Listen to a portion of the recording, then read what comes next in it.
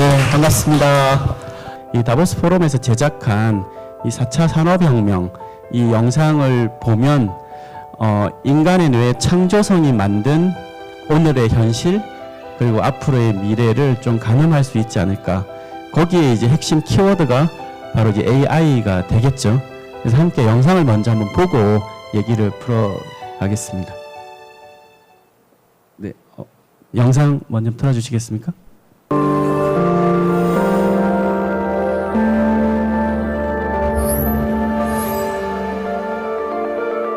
Together we are fighting to preserve our fragile climate from irreversible damage and devastation of unthinkable proportions.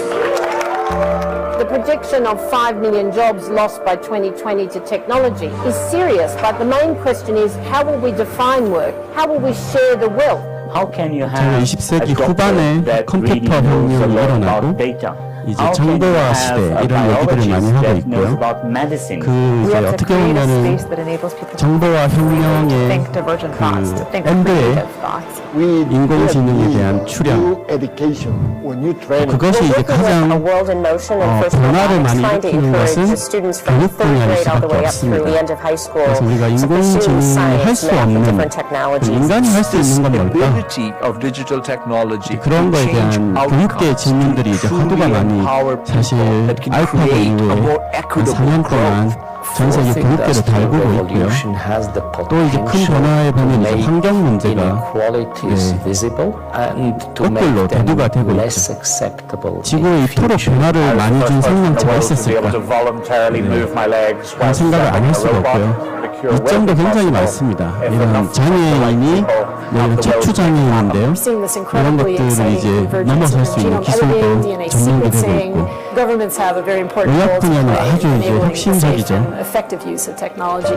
of the features of this fourth industrial revolution is that it doesn't change what we are doing, but it changes us. 우리가 하는 일을 바꾸는 것이 아니라 우리 자체를 바꾼다 뭐 이런 표현도 쓰기도 했고 경제 분야도 모든 것이 이제 연결된 사회가 되다 보니까 공유 경제라고 하는 그래서 우리가 유니콘이라는 부르는 세계적인 기업들이 아주 빠른 시간에 출현을 하기 시작한 그런 변화도 맞고 있습니다. To make it more efficient, then the impact. 환경 분야가 대두가 되다 보니까 당연히 이제 그런 거에 대한 도움도 하게 되고요. The question of adding quality to quantity, it's really about a diverse, safe, healthy, and just world with clean air, clean water, clean. 네, 그래서 인공지능과 공존할 인류 첫 세대에게 이제는 물어야 되지 않을까 싶습니다. 네, 인간의 가치란 무엇인가? 그래서 지금 이것을 이제 이해하는 대표적인 열쇠가 제가 한 재작년인가 이 인포메이션이라는 책을 조금 인상 깊게 봤는데요.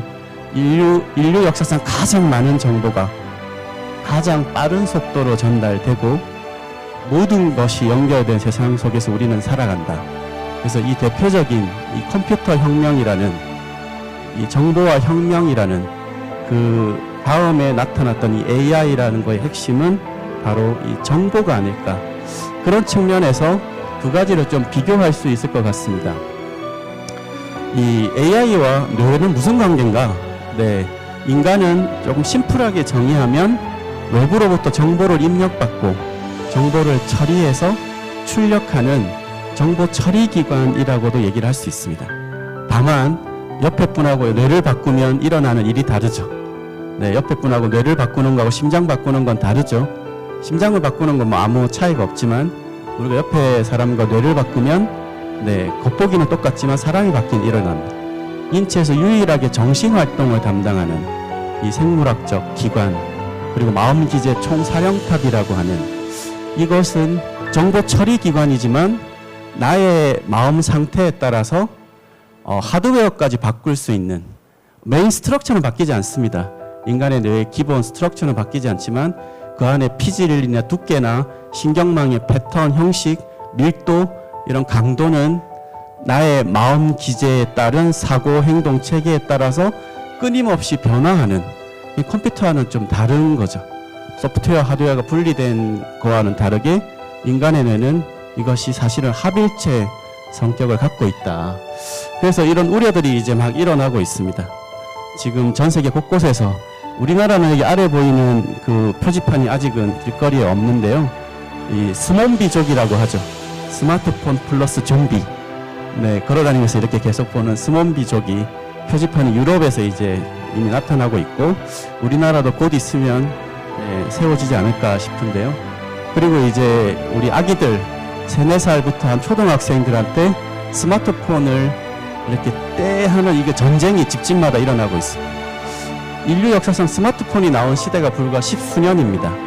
그래서 아직 이런 소셜 브레인 연구가 많이 일어나진 않았습니다. 인간은 우리가 아시는 약 6세까지 성인 뇌의 크기 한 90%가 기본 세팅되고요. 12세가 되면 성인 뇌 인지 기능이 육박합니다.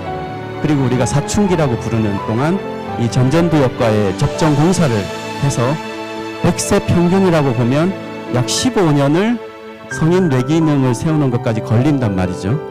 하지만 동물은 다릅니다. 그런데 이제 저렇게 두뇌가 한참 발달할 시기에 스크린과 정보를 주고받는 시기를 가질 때 과연 그 스크린 세대의 뇌에 어떤 변화가 있을까? 네, 이거는 굉장히 위기이자 뇌과학계에서는 굉장히 걱정거리이기도 합니다. 왜냐하면 인류의 첫 세대거든요. 이런 일이 기존에 없었습니다. 그렇다면 이런 인류 문명의 기구를 도외시할 수가 없죠. 활용의 주체가 되느냐, 종속되느냐의 차이에 이제 갈림길에 섰고요. 리더가 된다는 의미는 저는 정보의 종속성을 낮추고 주인으로서 좀 크는 그것을 어떻게 우리가 할 건가. 그래서 검색 세대라고 부르는, 하지만 지금 주변의 또래 이 아이들을 보면, 특히 이제 초등학생, 중학생을 보면 검색은 엄청 잘하는데 사색하는 성찰 기능을 잘 쓰지는 않는 것 같아요. 상상 기제, 동물들이 하기 어려운 이 이매지네이션, 상상 기제 역시 요즘에 많이 쓸까? 네, 상상하지 않는 아이들, 네, 사색하지 않는 시간, 모든 것이 이렇게 종속적으로 주어져서 그런 나의 성찰의 시간을 갖지 않는 세대, 그런 것이 과연 차이가 있겠다.